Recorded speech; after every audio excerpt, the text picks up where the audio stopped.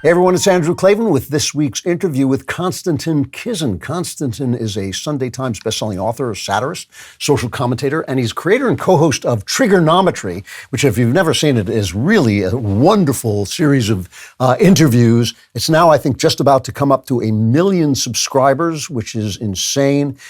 Konstantin is a highly intelligent commentator. I've seen him give speeches and write articles that are really, really incisive, very articulate defender of the West. As a guy who came over here from someplace not anywhere near as pleasant, so he knows a lot about how things can go wrong. Konstantin, it's great to see you. How you doing? It's great to be with you, Andrew. Thank you for having me. And I'm pleased to say yesterday we did hit 1 million subscribers on YouTube with Triggernometry. So congratulations. Something to celebrate. That is amazing. I should mention, by the way, that you also are co-host with Francis Foster, and both of you kind of have roots in comedy, right? I mean, it's kind of strange that you're now moved over. What brought you from comedy over to this? Well, yeah. So Francis still does stand up. I don't. But you say it's interesting. I mean, actually, if you look at some of the people who are doing interview shows nowadays, Joe Rogan, Dave Rubin, the two examples of comedians, or in Dave's case, former comedians who do that. And I think, it's a combination of perhaps not thinking you're an expert, but also being interested in ideas, being willing to ask questions, and the ability occasionally to inject a bit of humor, to lighten the mood, to take a kind of different direction, which I think is helpful as well. Did you come up against the kind of humorless wokeness working as a comedian that we've seen here a little bit of anyway? Well, you guys are very fortunate in America. And I think that the American attitude to comedy and freedom of speech more generally kind of chewed wokeness up and spat it out. And now you have, great scenes like the one in Austin, in New York, where you're not really going to get in trouble for telling offensive jokes because no one really cares. In the UK, however, we've got a gigantic issue with that. I don't think that, I wouldn't claim that, I was ever canceled for doing offensive material. But then the thing is, I was never that offensive as a comedian. I just thought, I was looking around and I thought that this industry, which in the UK is one industry, there's 5 people who control the entire thing. It just seemed to me like it was going in the wrong direction. By the way, not to blow my own trumpet, but I would certainly say I've been proven right on that over the last 6 years, because pretty much every single major comedy TV show that we have in this country has since stopped being in existence. It ceased to exist. Really? And that's because they basically stopped making the main thing the main thing. They stopped caring about what's funny, and they started caring a lot more about, what the writers have between their legs and how much pigmentation they have in their skin and all of these other things. And very good shows that we had, Mock the Week, MASH Report, which I actually used to write for, they've all disappeared because they can't compete, particularly with the online world where no one really cares about who you are. They care about whether you make them laugh or not. That's really interesting. I mean, that reminds me of Robin Williams on German TV. He was asked why Germans had no comedy, and he said, "You killed all the funny people." And I in England, it's amazing because when I lived in England in the 90s, some of the stuff I would watch there that never made it over here was as funny as anything I had ever seen. And I remember lying on my floor in my apartment, laughing so hard because of the wit of English people. To hear that wit has been snuffed out is really depressing. Well, we've DEI'd all the funny people. We haven't killed them. We've just DEI'd them out of the mainstream, and now they're doing stuff elsewhere. But look, I'm a big believer in the market. I think the American example shows that if you push people out, they will find a way, particularly with the internet. And so, I'm not someone who's whining and complaining. Francis and I started Triggernometry. We have 1 million subscribers now. I'm a Sunday Times best-selling author. Life is great. I'm not complaining. But they did kill the golden goose. And it's sad to see, because a lot of the people actually who watch mainstream television in this country, they're the older generation who are less likely to go and find stuff online. And they're now effectively deprived of good comedy, which, as you say, is actually a British staple and a quintessential aspect of the British character. I mean, I'm serious. When I would go to dinner parties in England, I mean, you just felt this incredible responsibility to try and be a little bit witty because everybody else was just so funny all the time. And they did it, with incredible panache and quiet, kind of quiet wit that was really killing it. It's kind of, I'm depressed to hear this, but this is kind of what I want to talk to you about. I mean, you came over here from basically from Russia, and you wrote a book that was a love letter to the West. Talk a little bit about that. I mean, just your attitudes. Before we start to talk about England and what it means for America, talk a little bit about that, how your attitudes were shaped and why your attitudes are different than people who maybe took a lot of this for granted. Well, I grew up in the Soviet Union. So first and foremost, I had that experience. And, one of the things I talk about in An Immigrant's Love Letter to the West is my parents sending me off to school at the age of 7 with 2 sets of instructions. Number 1, do not repeat outside the home anything we discuss here because we'll all be in trouble. And number 2, you're going to get taught a bunch of BS at school about, the ideology, the dominant way of thinking in society, what's a good communist, why you should be one, all of that. And that's all BS, as I say. Don't buy into it. If you have any questions, ask us, but when you start getting indoctrinated about this and that, don't believe it. So I had the kind of inoculation. Wow. They had to have the chat with me. And I'm starting to think, without exaggerating too much, that both of those things are increasingly starting to apply to our society today, where, parents are having to inoculate their children against some bad ideas that they're being increasingly exposed to in schools, in colleges, and frankly, in the culture, broader culture out there. So that was the first bit. The second bit is I watched the Soviet Union collapse. So unlike most people who assume that the way things are today is the way they will always be for perpetuity, with nothing ever changing, no matter what else we mess around with, I'm fully aware that societies are not permanent. Systems of thought are not permanent. Economic systems are not permanent. And so the idea that what we enjoy in the West today will last for 1,000 years seems to me to be a little bit naive. And more importantly than that, I believe that whether the West remains powerful and dominant and strong and prosperous and confident is highly dependent on the things that we do as individuals and on the people we elect and on what we do as a culture and what we do as a society. So I learned those 2 lessons early on. And then I came to 1990s Britain. I don't know if it's just the fact that I was young, but 1990s seems like a pretty good period in the history of our nations to me.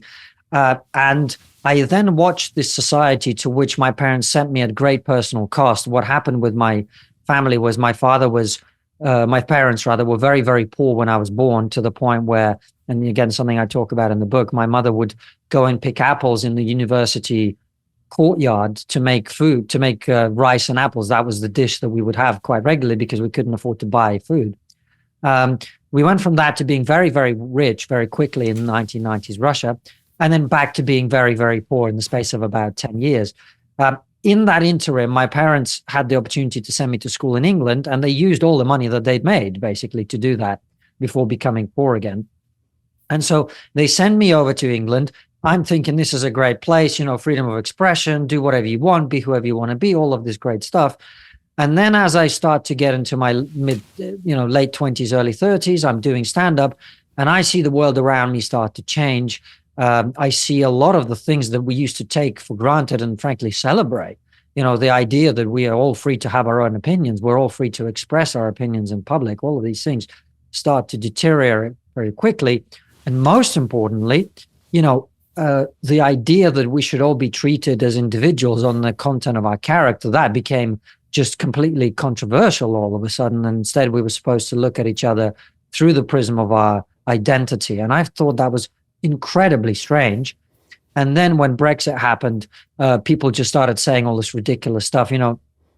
I was a Remain voter, which for your American listeners is the equivalent of voting for Hillary in 2016. And then, Brexit happens. And I'm like, well, what the hell happened? And then all the people around me started saying, well, yeah, the reason this happened is, half of Britain is racist. Half of Britain hates immigrants. And I was like, well, I came here as a young, dark-skinned boy in the mid-90s when people were less tolerant of difference than they are today.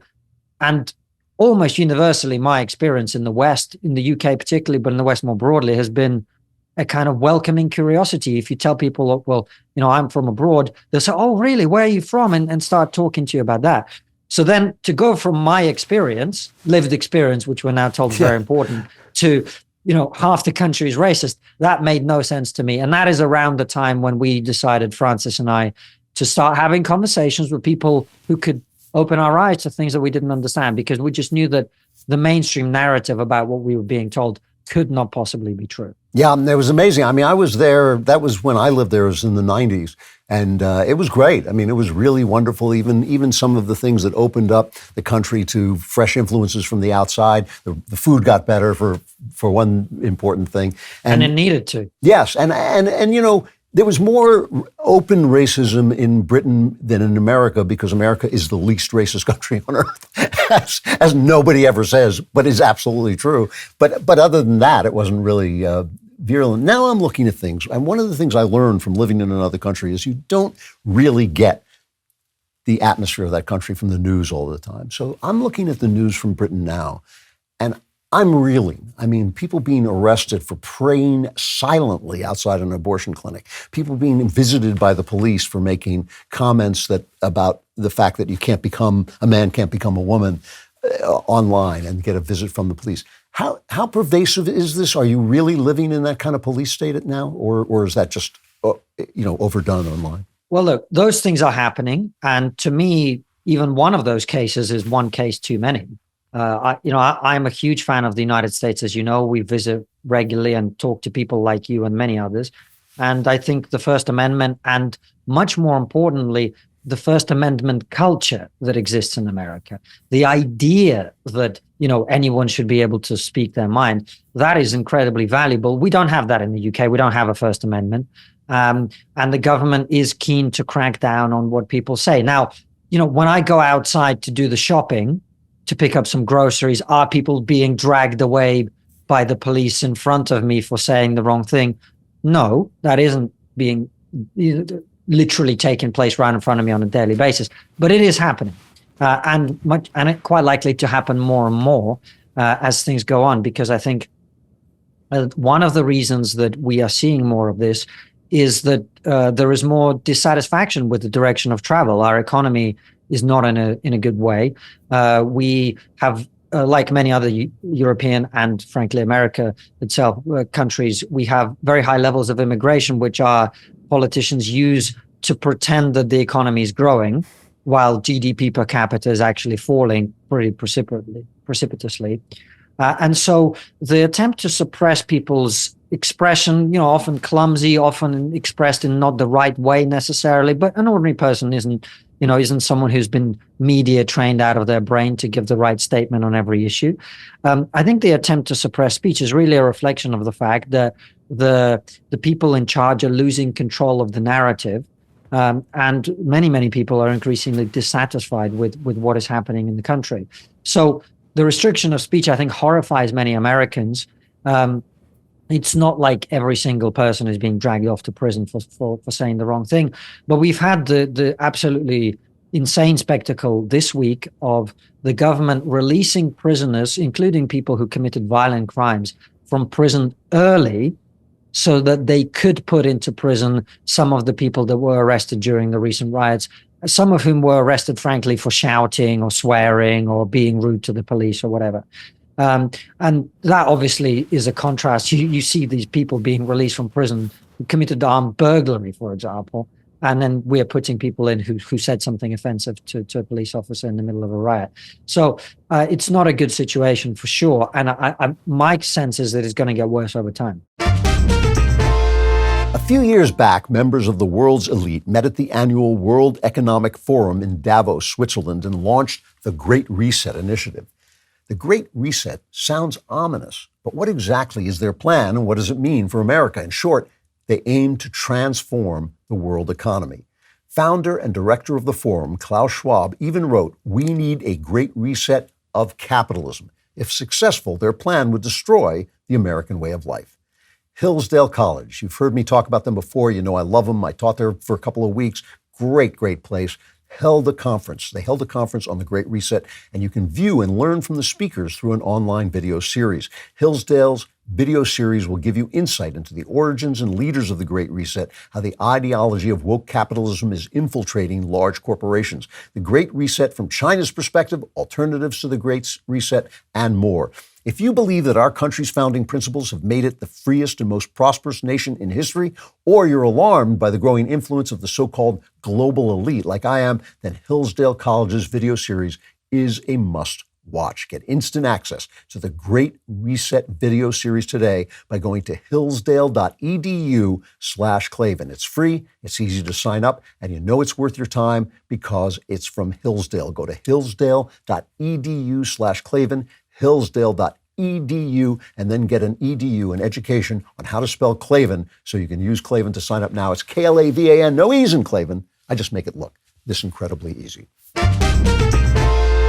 So the riots recently were basically about immigration. Not only were the riots, Brexit was about immigration.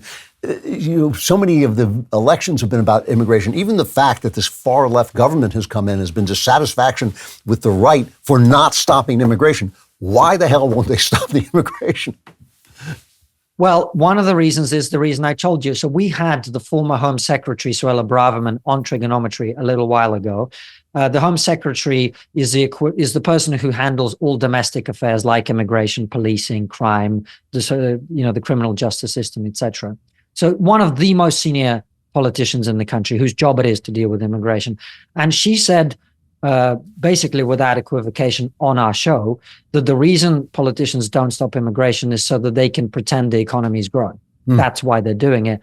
And just to put it into a little bit of perspective for your audience, Andrew, we had the Blair government in charge of the country, so left of center government, from 1997 through to 2010. Well, technically 2008, then Gordon Brown takes over. So that government was in charge between 1997 and 2010. That's 13 years. In that time, we had more people come into the country than we'd had since the Battle of Hastings in 1066 and 1950.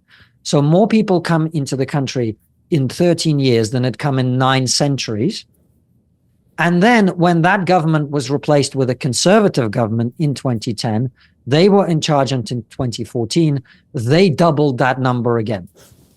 It's amazing. That's amazing. So we have had, and look, this is not a point against immigrants or against immigration. I personally believe that the right level of immigration is not zero. Immigrants can be hugely beneficial to a country when they're carefully chosen and culturally suited and blah, blah, blah, blah, blah, all the things that we sensible people understand.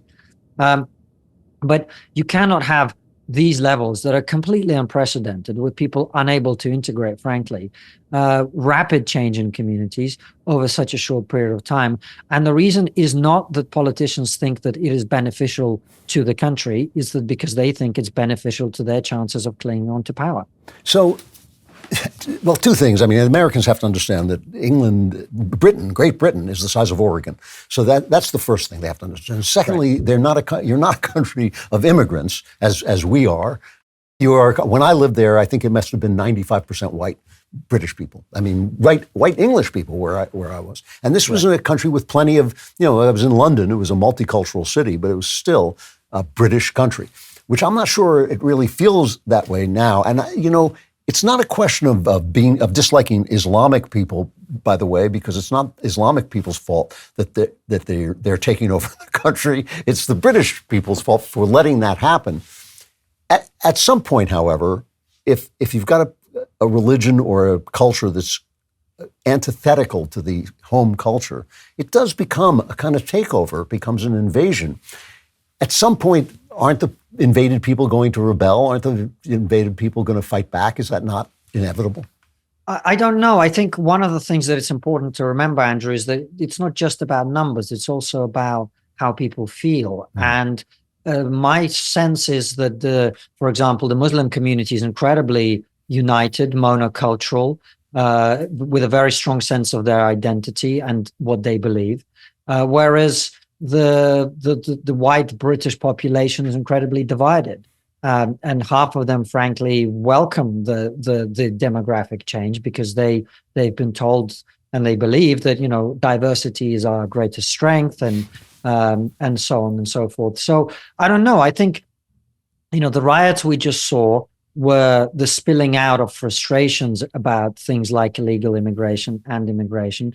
But my sense is that we are probably going to see these flare-ups time and again, but without necessarily having, some kind of comprehensive revolution or rebellion.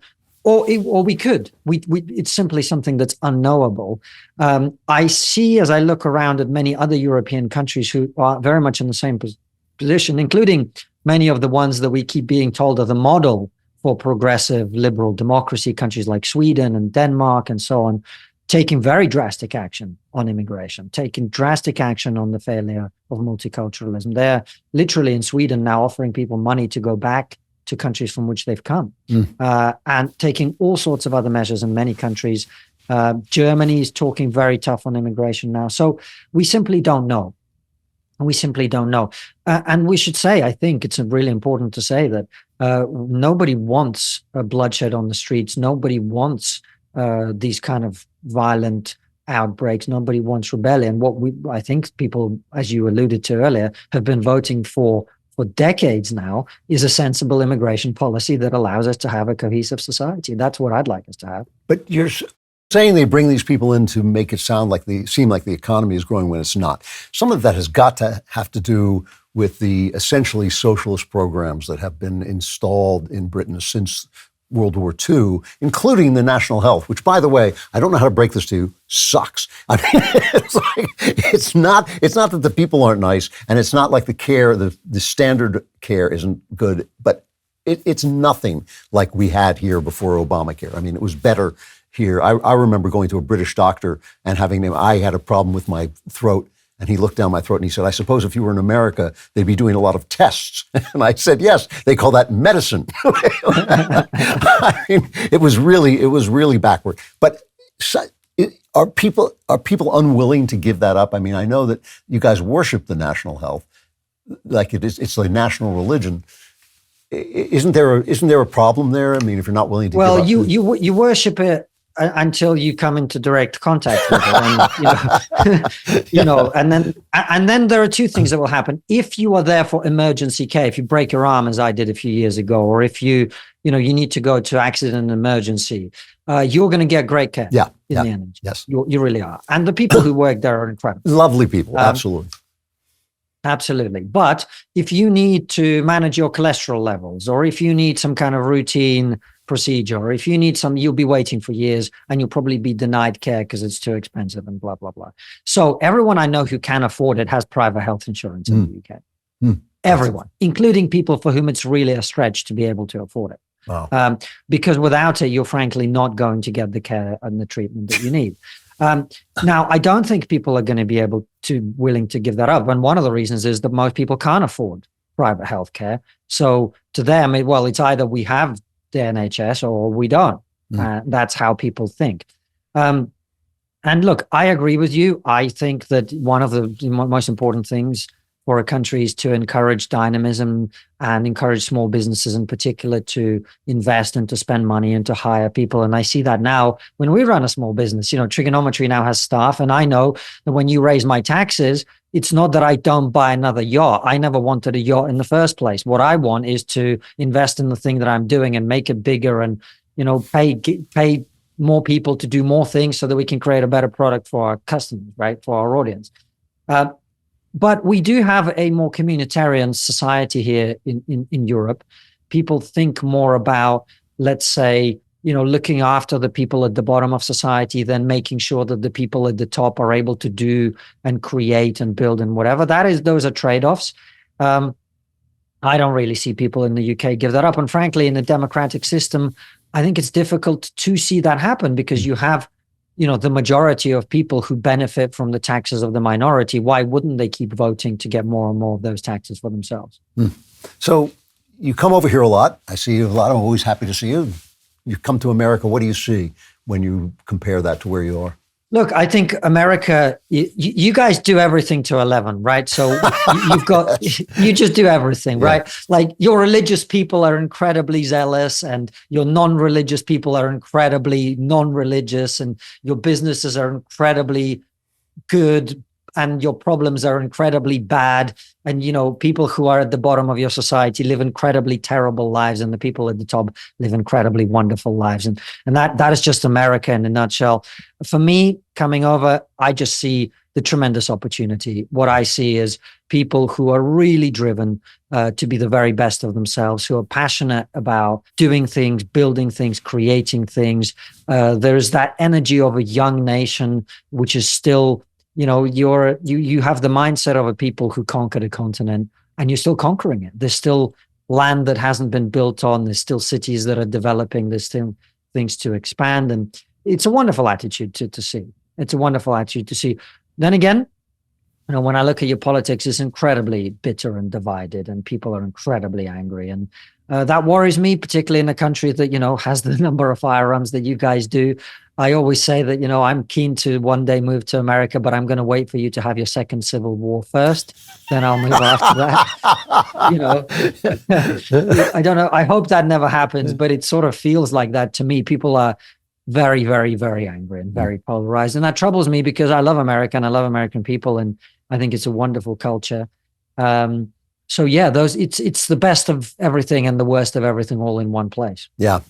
Talking to Konstantin Kisin, who's host with Francis Foster, Triggernometry. First of all, now that you have a million people subscribing to Triggernometry, which is just an amazing feat, where do they come from? Well, I think it's about 40% US, 40% UK, and then the other 20% is the rest of the Anglosphere. We've obviously had the great privilege of speaking to plenty of people in the United States with you and lots of other DailyWire people, Ben Shapiro, Matt Walsh, we've had on the show as well, and I'm sure we'll have plenty more, but also many, many others from, the Sam Harrises of the world to the Jordan Petersons to everybody's. But also we have a very strong UK contingent. And frankly, we're just interested in, the direction of the West. I had the privilege to spend some time in Australia earlier this year and see what's happening there. And we've had Australian guests on the show. So it's all over the place, really, but the Anglosphere in particular. And do you get into any trouble with the comments that people make? I mean, if you have somebody on who says the kinds of horrible things that I say, would that cause you any kind of legal difficulty? No, I mean, look, we called it Triggernometry for a reason, right? And the point was not, we're not some kind of, crazy online idiots who are just trying to trigger and annoy people. What we were trying to say with that show name was, look, this might offend you. That's part of the process of intellectual inquiry. We're going to speak to different people and we're going to let you and ourselves, frankly, find out whether we agree with what they say or not. And I believe, and Francis believes, and we believe as a team, that the way society advances is when we do not sweep things under the rug, when we talk about the things that matter openly. And that, I believe, is one of the reasons that not only are we seeing a lot of success, but actually, Andrew, something I'm really pleased about is we are not just speaking to an echo chamber of the people that already agree with us. We are really bringing people in from the left and the center and the right together into one place where they can hear from different sides and they can make up their own mind and they can say, well, look, this crazy American right-wing Andrew Klavan guy, he actually made some good points. And I thought what he said about, movies and why they've gone the way they've gone is actually a really valid point. And likewise, we have some people from the left come in and some of them make good points too. And that, I think, is the way that we want to position our show. There are lots of people who do things in a different way, and that's great too. But that's our mission, to try and bring people together in a space where they can hear different ideas and accept that sometimes hearing unpleasant things that you don't currently agree with is part of life, and that's okay. First of all, the show is terrific. I mean, you really do great interviews. When I first met you, you were very concerned, and Francis too, were very concerned about the idea that you might catch the conservative bug. You were actually kind of liberal people, as people in show business tend to be, and you were sort of worried, and I kind of was teasing you about it, about that and about God. I always tease you about God because you always approach God from a practical point of view as opposed to asking the question of whether he's actually there or not, if some sort of God is there. Now that you realize that I'm right about everything, have you changed at all? Have you moved at all? Do you feel that you're moving in one direction or the other? I feel that I'm in a process of intellectual inquiry. And so I pick up ideas and I think, for example, my views on drug policy are as liberal as they've always been. I think, drug use is some drugs people should be able to take freely, and that's my opinion. And also, to the extent that there are very addictive drugs that are really damaging to people, I think that's a health issue and they should be treated like that. And I don't think that's my opinion on that is likely to change because it's kind of based on the facts as I see them. There are plenty of other things on which, one of the things that's happened, Andrew, as I think you'll allude, and that in my book, I have a whole chapter, for example, about immigration. And I quote everyone from Chuck Schumer to Hillary Clinton to all the left-wing politicians in America and in the UK, Barack Obama and all of them. And they all sound to the right of Donald Trump now.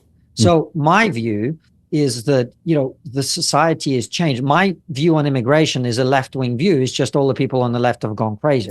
That's how I see it, right? So I don't think I'm particularly moving. I'm having a lot of personal experiences that change how I think about things. As I mentioned earlier, running a small business has shown me the importance of making sure that we don't step on the throats of people who are creating jobs.